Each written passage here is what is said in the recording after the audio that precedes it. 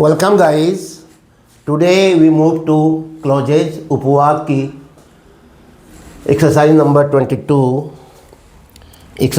22। He lay down on the ground. नहीं है क्या, आपको क्या करना है, complete each of the following sentences. दिए गए वाक्य, प्रत्येक वाक्य को पूरा कीजिए बाय एडिंग ए क्लॉज, एक क्लॉज जोड़ करके। अगर आपको प्रिंसिपल क्लॉज दे रखी है तो आपको सबऑर्डिनेट क्लॉज या कोऑर्डिनेट क्लॉज भरनी है। अगर आपको, जैसे ये सेंटेंस है, if you have helped me, ये क्या है, खुद ही सबऑर्डिनेट क्लॉज है, तो अब आपको प्रिंसिपल क्लॉज भरनी है और एक सेंटेंस बनाना है। अगर कॉम्प्लेक्स सेंटेंस बन रहा है तो इसका मतलब है आपने क्या भरा, noun clause, adjective clause, adverb clause. 3 clauses हैं, नाउन, एडजेक्टिव, एडवर्ब, जिससे कॉम्प्लेक्स सेंटेंस बनेगा। और वो क्लॉजेज क्या होंगी, प्रिंसिपल क्लॉज पर निर्भर होंगी, उस पर डिपेंडेंट होंगी। और अगर आपने कहीं पर कोई ऐसा क्लॉज है जहाँ पर दोनों बराबर अर्थ दे रहे हैं, एक दूसरे पर निर्भर नहीं है, तो उनको जोड़ने के लिए आपके पास एंड, बट, अदरवाइज, सो, ऐसे 4 शब्द हैं। बाकी इनके सहायक शब्द भी हैं तुम्हारे पास, उनको आपको याद करना होगा। लेकिन एंड, बट, अदरवाइज और सो को याद रखो, तो उससे जो क्लॉज बनेगी वो प्रिंसिपल क्लॉज के समकक्ष होगी, प्रिंसिपल क्लॉज की दोस्त होगी, प्रिंसिपल क्लॉज पर डिपेंडेंट नहीं होगी। और जो सेंटेंस बनेगा वो होगा कंपाउंड सेंटेंस। आइए सेंटेंस नंबर 1 से समझते हैं। ही lay down on the ground, वो ज़मीन पर लेट गया। एज इफ, मानो कि, एज इफ या इफ, अनलेस क्या बनता है इससे, एडवर्ब क्लॉज ऑफ कंडीशन। समझ में आना चाहिए आपको, अब आपको बिल्कुल पता हो जाना चाहिए कि इफ से, एज इफ से, अनलेस से क्या बनता है, एडवर्ब क्लॉज ऑफ कंडीशन। तो यहाँ पर प्रिंसिपल क्लॉज तो दे रखी है और आपको एडवर्ब क्लॉज ऑफ कंडीशन पूरी लिखनी है। पहले प्रिंसिपल क्लॉज को लिखता हूँ मैं। ही lay down on the ground, क्या हो गया इतना, ये देखो, ही lay down on the ground, वो जमीन पर लेट गया, ये प्रिंसिपल क्लॉज हुआ। एज इफ, मानो कि, ऐसे कि, माना कि वो मर गया है। As if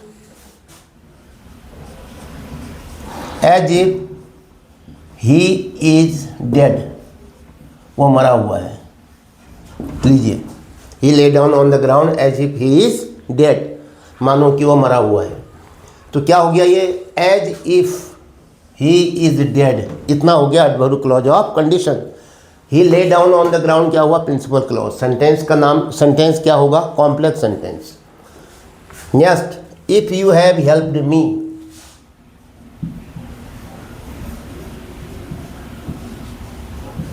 if you have helped me, ध्यान दीजिए, इफ कंजक्शन है तो इसका मतलब है ये क्या बनेगा, सबऑर्डिनेट क्लॉज। और क्या होगा subordinate clause, adverb clause of condition. If से शुरू हुआ तो कंडीशन हुई है, एडवर्ब क्लॉज है। अब क्या जोड़ोगे इसमें, principal clause.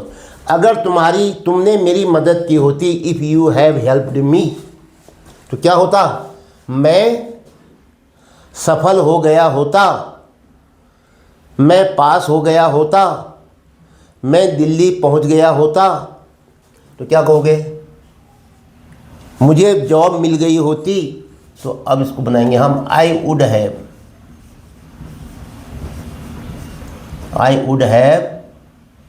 Got. Get, got, gotten होता है वैसे, लेकिन वुड हैव के बाद थर्ड फॉर्म आती है। आई वुड हैव गॉटन कर देता हूँ, फिर लो, गॉट भी है, गेट, गॉट, गॉट, गॉट भी थर्ड फॉर्म है, लेकिन गॉटन शब्द होता है, get, got, gotten. I would have gotten a job, अगर आपने मेरी मदद की होती तो मुझे नौकरी मिल गई होती। तो ये आई would have gotten a job क्या है, प्रिंसिपल क्लॉज। और आपको क्या दिया था, एडवर्ब क्लॉज ऑफ कंडीशन, जिसको सबऑर्डिनेट क्लॉज कहते हैं हम। सबऑर्डिनेट का मतलब डिपेंडेंट, आश्रित। नेक्स्ट, समझ रहे होंगे आप, नाउन क्लॉज भी आश्रित है, एडजेक्टिव भी आश्रित है, एडवर्ब भी आश्रित है। Next, third, you will not succeed, ये प्रिंसिपल क्लॉज है, इतना ही उतारो पहले। यू विल नॉट सक्सीड, आप सफल नहीं होगे, आप सफल नहीं होगे। अब इसको आगे बनाओ, कंजक्शन चाहिए, कंजक्शन खुद ही आपकी हेल्प के लिए दे दिया है। अनलेस, अनलेस का मतलब होता है इफ़ नॉट, अगर नहीं। क्या अर्थ हुआ? Adverb clause of condition. आप सफल नहीं होगे, यहाँ नॉट आता है तो यहाँ अनलेस आता है इफ के साथ। अगर आप नहीं, आप सफल नहीं होगे अनलेस, बताओ, you work hard, you work hard. अगर आप कठिन मेहनत नहीं करते हो, अगर आप कठिन मेहनत नहीं करते हो, अनलेस यू वर्क हार्ड, अगर तुम कठिन मेहनत नहीं करते हो, ये कंडीशन है, एडवर्ब क्लॉज ऑफ कंडीशन। और ये प्रिंसिपल क्लॉज है, यू विल नॉट सक्सीड, तुम सफल नहीं होगे। तो क्या बना sentence? Complex sentence. Number next, I do not no, I do not no, ये है प्रिंसिपल क्लॉज। अब इसमें आपने क्या जोड़ना है? सबऑर्डिनेट क्लॉज या कोऑर्डिनेट क्लॉज। खुद ही दे दिया आपकी मदद के लिए, why. I do not know, मैं नहीं जानता। इतना ही दिया होता तो हम नाउन क्लॉज भी बना सकते थे, दैट से या व्हाट से। मैं नहीं जानता कि वह एक डॉक्टर है, कि वह एक टीचर है, कि वह एक ड्राइवर है। अब कि वह तुम्हारा दोस्त है, कि वो तुम्हारा पड़ोसी है। लेकिन अब वो ऐसा नहीं है, उसने वाई दे दिया। वाई से क्या बनता है? एडवर्ब क्लॉज बनता है हमेशा। क्यों? मैं नहीं जानता क्यों वह वहाँ क्यों गया था, उसने वह काम क्यों किया, उसने कुर्सी क्यों तोड़ी, मैं नहीं जानता। यह एडवर्ब क्लॉज ऑफ रीजन हो गया। तो I do not know principal clause, why he broke the chair, उसने कुर्सी क्यों तोड़ी, why he broke the chair. तो वाई से जो शुरू होते हैं ये होता है एडवर्ब क्लॉज ऑफ रीजन, कारण। क्या कारण था मुझे पता नहीं है। तो I do not know principal clause, why he broke the chair, adverb clause of reason, दोनों मिलकर के क्या बनाएंगे? Complex sentence.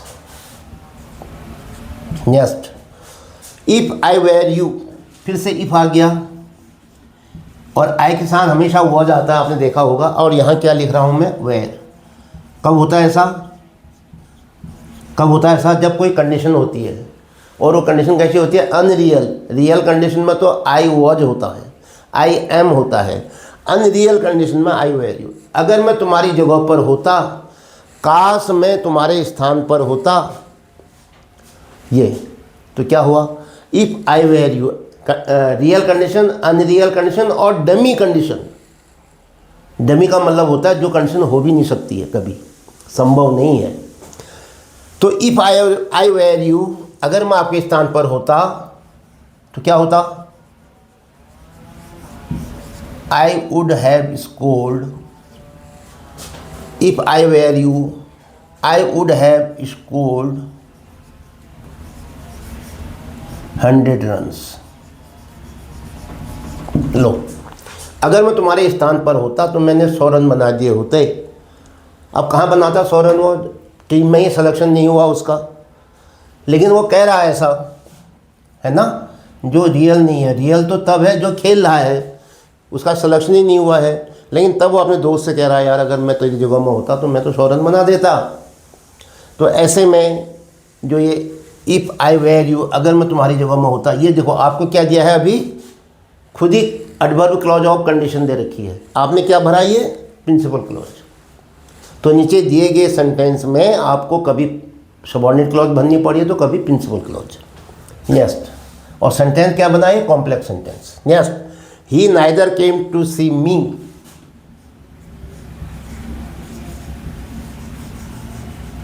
He neither came to see me, वो न तो मुझसे मिलने आया। टू सी का मतलब होता है मिलना, भेंट करना। ही नाइदर केम टू सी मी। लीजिए,